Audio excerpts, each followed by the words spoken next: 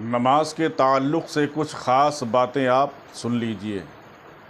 انشاءاللہ اگر آپ سنیں گے تو ایمان میں ایک تازگی پیدا ہوگی۔ نماز نور اور برہان اور نجات ہے، یہ بات آپ ذہن میں نشی کر لیجئے۔ مشکوٰۃ شریف کی حدیث پاک ہے کہ اللہ کے پیارے رسول صلی اللہ تعالیٰ علیہ وسلم نے ارشاد فرمایا، حدیث پاک سنیے، عن عبداللہ ابن عمرو بن عاص عن النبی صلی اللہ تعالیٰ علیہ وسلم انہ ذکر صلاۃ یوما فقال من حافظ علیہا کانت لہ نورا و برہانا و نجاتا یوم القیامہ ومن لم یحافظ علیہا لم تکن لہ نورا ولا برہانا ولا نجاتا وکان یوم القیامت مع قارون و فرعون و حامان و ابی بن خلف۔ روایت حضرت عبداللہ ابن عمر بن عاص رضی اللہ تعالیٰ عنہ سے، وہ نبی صلی اللہ علیہ وسلم سے راوی ہیں کہ آپ نے ایک نماز کا ذکر کیا تو فرمایا کہ جو اس پر پابندی کرے گا نماز اس کے لیے قیامت کے دن روشنی، دلیل اور نجات ہو جائے گی، اور جو اس پر پابندی نہیں کرے گا تو اس کے لیے نہ تو نور ہوگا، نہ دلیل، نہ نجات، اور وہ قیامت کے دن قارون، فرعون، حامان اور ابی بن خلف کے ساتھ ہوگا، یعنی اس کا حشر ان بڑے بڑے کفار و مشرکین کے ساتھ اس کا حشر ہوگا۔ اللہ اکبر۔ حدیث مذکور میں ہے کہ سید عالم صلی اللہ تعالیٰ علیہ وسلم نے نماز کا ذکر کیا تو فرمایا کہ جو نماز کی محافظت کرے گا تو نماز اس کے لیے قیامت کے دن روشنی ہوگی، دلیل ہوگی، نجات ہوگی۔ پیغمبر اعظم صلی اللہ تعالیٰ علیہ وسلم نے نماز کے فوائد ثلاثہ یعنی 3 فائدوں کا ذکر کیا ہے، وہ بھی بروز قیامت کہ نماز نمازی کے لیے روشنی ہوگی، نماز نمازی کے لیے دلیل ہوگی، نماز نمازی کے لیے نجات ہوگی۔ نماز کی دنیاوی فوائد بھی کثیر ہیں، لیکن یہاں مدنی تاجدار صلی اللہ تعالیٰ علیہ وسلم نے نمازیوں کو نماز کے جو فوائد قیامت میں حاصل ہونے کے انہیں ذکر فرمائے۔ علماء اکرام بیان فرماتے ہیں کہ یہاں قیامت میں قبر بھی داخل ہے،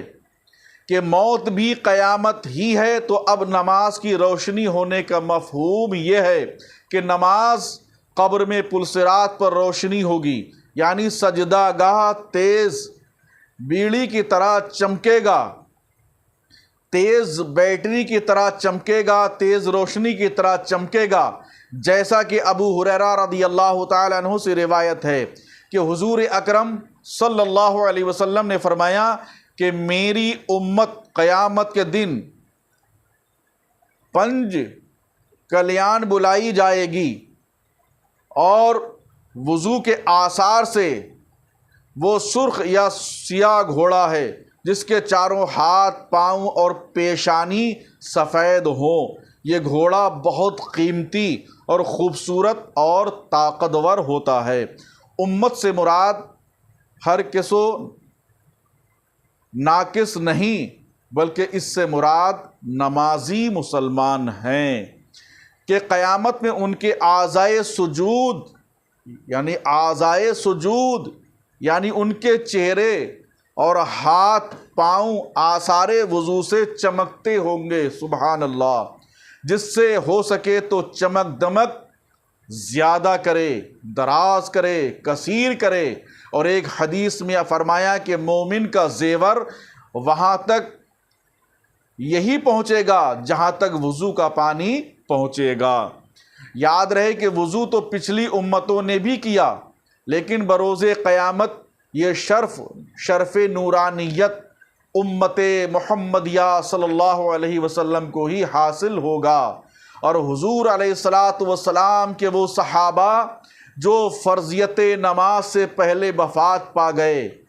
یا اب مسلمانوں کے چھوٹے بچے، یا اسلام قبول کرتے ہی فوت ہو جانے والے لوگ، جنہیں نماز اور وضو کا وقت ہی نہ ملا، ان پر بھی انشاءاللہ یہ آثار وضو ہوں گے، کیونکہ وہ نمازیوں کی جماعت سے تو ہیں، ہاں بے نمازی اور فاسق و فجار جنہوں نے بلا وجہ شرعی نماز نہ پڑھنے کی عادت ڈالی، وہ اس نورانیت سے محروم ہوں گے۔ بستر پہ کروٹیں بدلتے ہیں، نماز فجر کا وقت ہو جاتا ہے، نماز پڑھنے کے لیے دل نہیں کرتا کہ ادا کر لی جائے، شام ہوتی ہے گھر واپس آتے ہیں سارا کام کر کے، ہمت نہیں پڑتی کہ عشاء کی نماز ادا کر لی جائے، ظہر کا وقت، عصر کا وقت، مغرب کا وقت، سارے وقت ایسے ہی نکلتے چلے جاتے ہیں، مگر ایک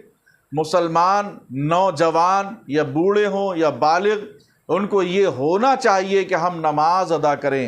حضور کا اپنی امت کو پہچاننا اس نور پر موقوف نہ ہوگا، کیونکہ آپ نور والوں کو بھی پہچانیں گے اور بے نور والوں کو بھی پہچانیں گے۔ سبحان اللہ، کتنے خوش قسمت ہوں گے وہ لوگ جن کے چہرے، جن کی پیشانی، جن کے ہاتھ پیر وضو کی برکتوں سے چمکیں گے، نماز کی برکت سے چمکیں گے۔ سبحان اللہ۔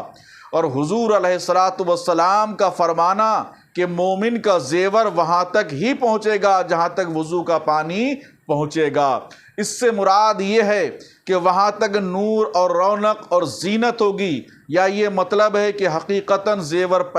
پہنایا جائے گا کہ دنیا میں مرد کو زیور پہننا حرام کہ کہیں وہ اپنی شجاعت و بہادری نہ کھو بیٹھے، لیکن جنت میں زیور تو وہاں کی نعمتوں میں سے داخل ہوگا۔ سبحان اللہ۔ نماز نمازیوں کے لیے ان کے مومن ہونے کی دلیل ہوگی، عارف باللہ ہونے کی دلیل ہوگی، نیک ہونے کی دلیل ہوگی۔ نماز نمازیوں کے لیے ذریعہ نجات ہوگی کہ قیامت میں پہلا سوال نماز ہی کے بارے میں کیا جائے گا۔ اگر اس میں کامیاب ہو گیا تو پھر آگے ہر مرحلے پر کامیاب ہوتا چلا جائے گا۔ گویا کہ قیامت میں کامیابی کا دار و مدار نماز پر ہے۔ اللہ رب العزت ہم سب کو نمازی بنائے، آمین۔ روز محشر کے جہاں گداز بود، روز محشر کے جہاں گداز بود، اولی پرش سے نماز بود۔ حدیث پاک کا دوسرا رخ بھی آپ ملاحظہ فرما لیجئے۔ دوسرا رخ یہ ہے کہ جو مسلمان نماز کی محافظت نہیں کرے گا تو نہ اس کے لیے نہ تو نور ہوگا، نہ دلیل، نہ نجات، بلکہ اس کا حشر کس کے ساتھ ہوگا؟ قارون کے ساتھ ہوگا، فرعون کے ساتھ ہوگا، حامان کے ساتھ ہوگا اور ابی بن خلف کے ساتھ ہوگا۔ اس قطع حدیث سے معلوم ہوا کہ بے نمازیوں کا حشر ان کافروں کے ساتھ ہوگا اور نمازیوں کا حشر انشاءاللہ صالحین کے ساتھ ہوگا، مگر اس سے یہ لازم نہیں آتا کہ بے نمازی مسلمان غیر مسلم ہو جائے گا، کافر ہو جائے گا، بلکہ اس کا مطلب یہ ہے کہ بے نمازیوں کو ان کفار کے ساتھ کھڑا کیا جائے گا، جیسے کہ کسی شریف آدمی کو ذلیل و خوار کے ساتھ بٹھا دیا جائے۔ اور ایک حدیث میں یوں ہے کہ بروز محشر ہر شخص کا حشر اس کے ساتھ ہوگا جس سے وہ دنیا میں محبت رکھتا تھا۔ اب اس کے بعد بتایا کہ المرء ما متاحبن، یعنی یہ بتایا کہ اسی لیے کہتے ہیں کہ اچھوں کی نقل اچھی، بروں کی نقل بری ہوتی ہے، اور بتایا کہ ابی بن خلف وہ خبیث مشرک ہے جس کو حضور صلی اللہ علیہ وسلم نے خود احد کے دن اپنے ہاتھ سے قتل کیا تھا۔ حامان یہ فرعون کا وزیر تھا، قارون یہ ایک مالدار شخص تھا، اس نے حضرت موسیٰ علیہ السلام کے ساتھ بے ادبی کی تھی، اسی وجہ سے اللہ تعالیٰ نے اس کو اس کے مال کے زمین میں دھسا دیا۔ یہ بھی آیا ہے کہ یہ موسیٰ علیہ السلام کا چچا زاد بھائی تھا، لیکن یہ قارون بہت زیادہ مالدار، بہت زیادہ امیر، بہت زیادہ دولت مند تھا، لیکن اللہ رب العزت کا جب عذاب آیا تو مال سمیت اس کو زمین میں دھسا دیا گیا۔ اس لیے میں امیروں سے بھی، مالداروں سے بھی کہنا چاہتا ہوں، جو اپنے شاہی بستر پہ لیٹتے ہیں، جن کے کانوں میں یہ تک آواز نہیں آتی کہ زور کی اذان کب ہوئی، عصر کی کب، مغرب کی کب نماز پڑھنا ہے، انہیں نماز تک یاد نہیں ہے۔ افسوس اس بات کا ہے، اللہ نے دولت بہت عطا فرمائی ہے لیکن اخلاق عطا نہیں فرمایا، ان کو نماز پڑھنے کی فرصت نہیں مل رہی ہے۔ اللہ رحم فرمائے، لیکن یاد رکھنا کہیں ایسا نہ ہو کہ قارون کے ساتھ حشر تمہارا بھی کیا جائے۔ اللہ رب العزت کی بارگاہ میں دعا ہے کہ مولا تبارک و تعالی ہمیں اور تمام مسلمانوں کو سچا پکا اپنے پیارے حبیب صلی اللہ علیہ وسلم کے صدقے میں نمازی بنائے۔